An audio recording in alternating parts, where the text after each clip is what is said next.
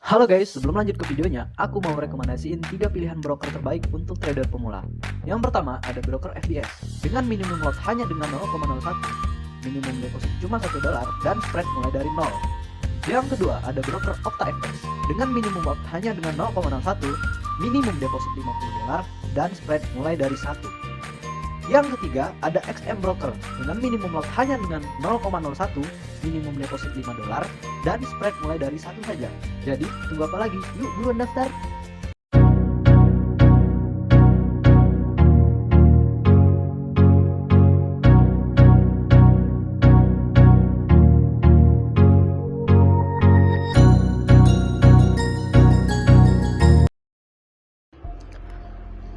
Oke, halo teman-teman semua. Apa kabar?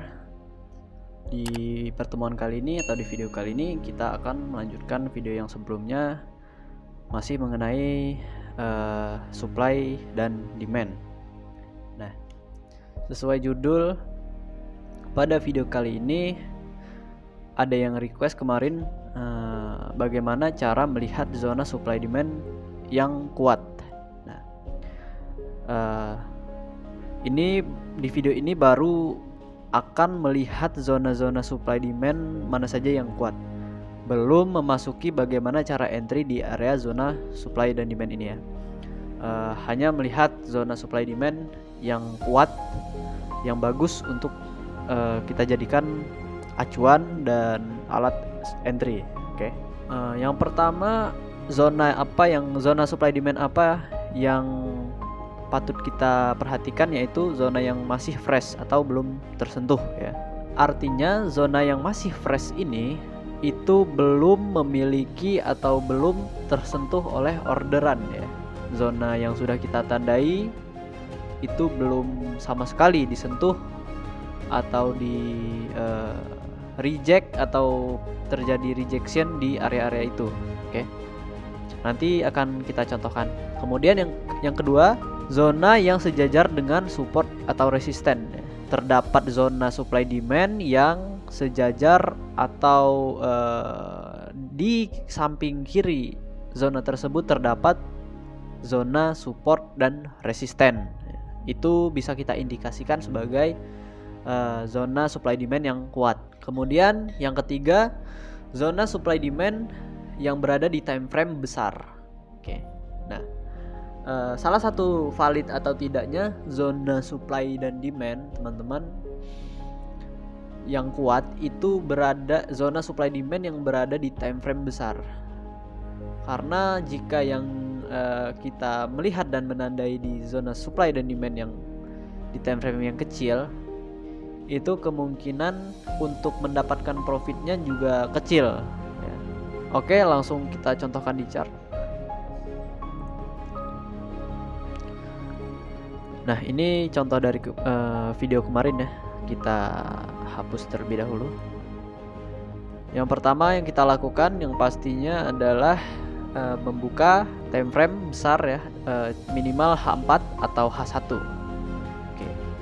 Nah, kemudian kita tandai zona supply dan demand. Yang pasti kita mencari zona-zona supply demand yang masih fresh atau belum tersentuh sama sekali. Itu kita contohkan, ini adalah zona supply ya. Sebelumnya yang masih fresh, kita anggap di bagian sini itu belum terjadi apa-apa ya. Kita anggap di bagian sini belum terjadi apa-apa. Oke. Nah, harga masih berada di area ini. Kita menemukan zona supply yang ini ya. 2 zona supply. Oke.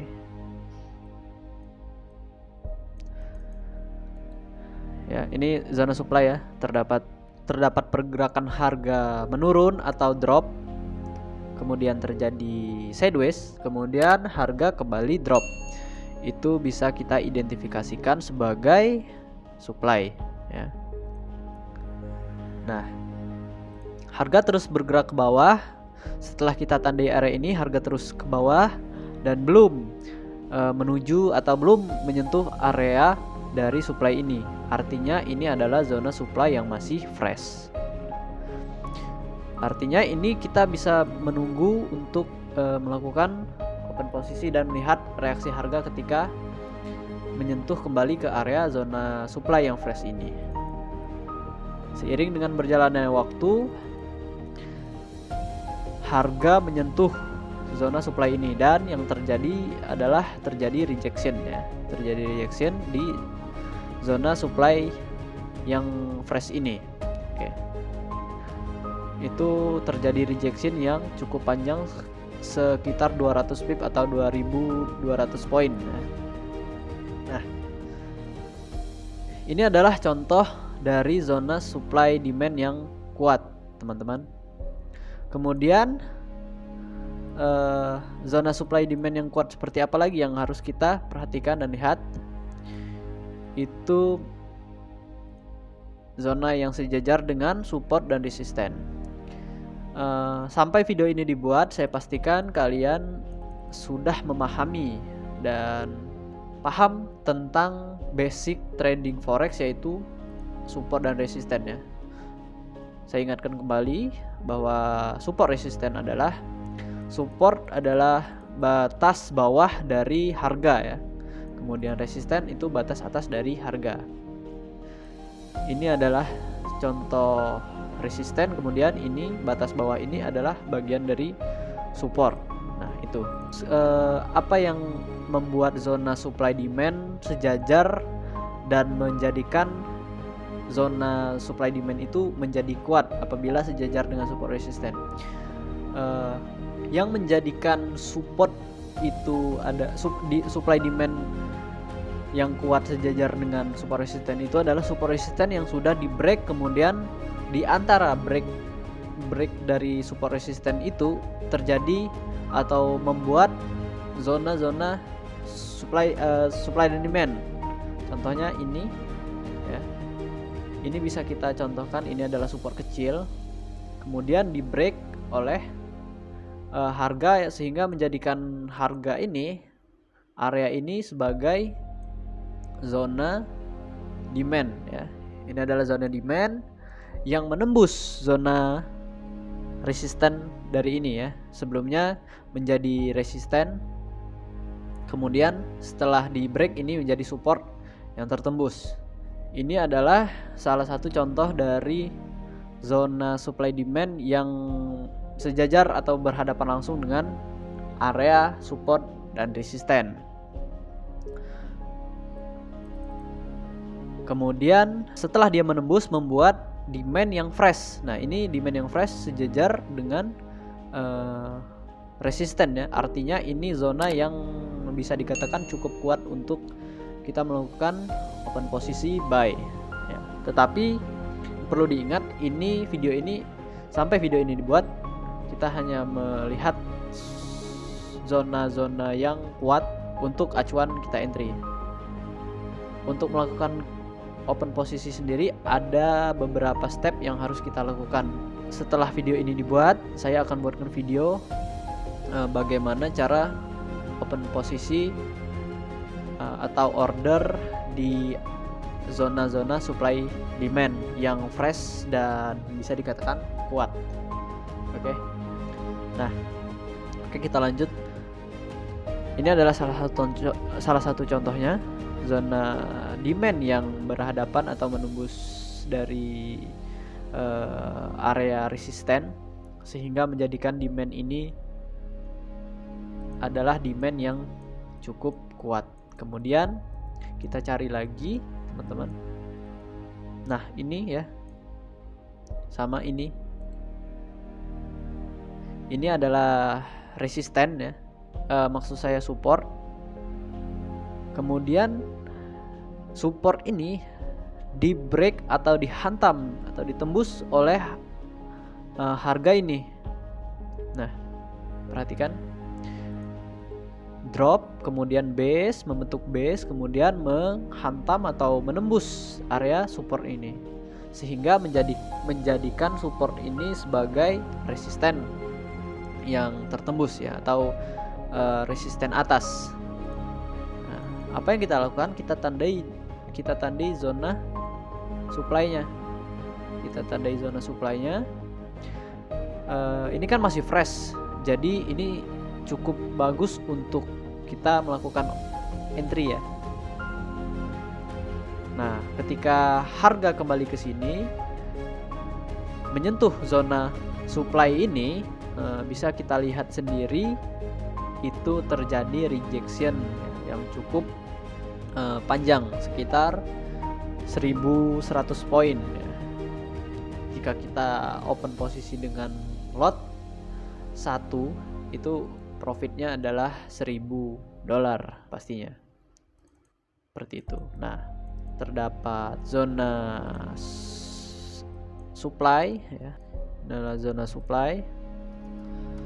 supply, kemudian ini zona supply ini berbenturan dengan support yang tertembus ya, sehingga menjadikan support ini sebagai resisten yang berhadapan langsung dengan zona supply. Nah, itu bisa kita sebut sebagai zona supply yang cukup kuat ya, cukup kuat untuk menghadapi perlawanan ketika harga dari bawah ke atas ya. Dia tidak membuat benteng sehingga menjadikan harga kembali turun, seperti itu ya. Oke, kemudian kita cari lagi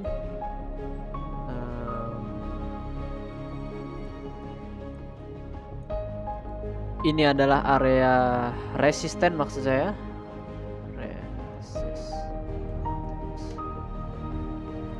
yang di break oleh harga, sehingga break itu membentuk demand dan resisten ini membentuk suatu support ya, terbalik menjadi support karena harga sudah berada di atas. Nah, ini sebelum harga menyentuh ini, sebelum harga ke sini, itu kita bisa tandai terlebih dahulu.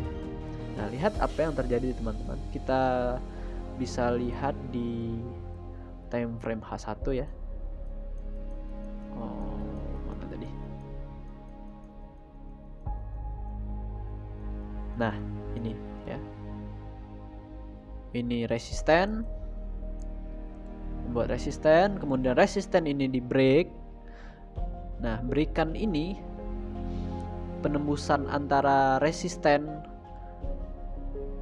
ini bisa kita identifikasikan atau kita tandai sebagai demand yang baru ya, demand yang baru.